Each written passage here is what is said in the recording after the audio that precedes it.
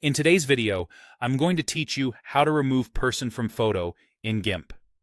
We'll keep this simple and focused so you can get clean results fast. Start by opening your image. Go to the top menu, click File, then click Open. Browse to the photo you want to edit, select it, and click Open again. Once the image loads, you're ready to prepare your view for precise editing. Next, zoom in on the person you want to remove so you can work accurately. Select the Zoom tool from the toolbox or press Z on your keyboard. Then click directly on the area with the person to zoom in. Each click gets you closer, which helps you see edges, patterns, and details that matter when you're blending the background. Now, switch to the tool that does the heavy lifting, the Clone tool.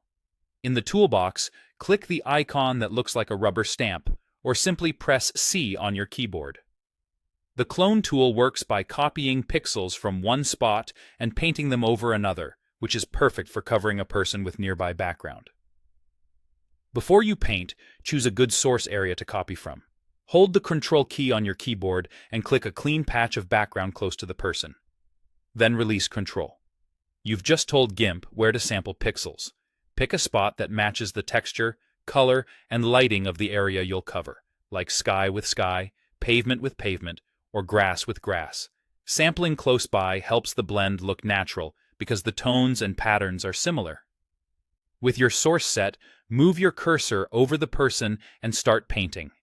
Click and drag over the person to cover them with the sampled background.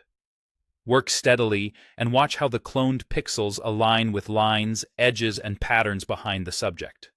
If you notice the background changing, maybe the texture shifts or the lighting is a little different, repeat the sampling step by holding Control and clicking a new clean area nearby, then continue painting. Short, controlled strokes can make it easier to keep everything aligned, especially along edges like fences, bricks, or horizon lines. Continue this clone and paint process until the person disappears and the background looks consistent.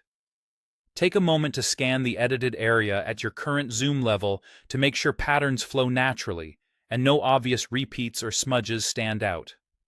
When you're satisfied, you can zoom back out to see the full image and appreciate the seamless result. That's it. Open your image, zoom in, select the Clone tool, sample a clean background, and paint the person away. With a bit of care, you'll get a smooth, believable edit in no time.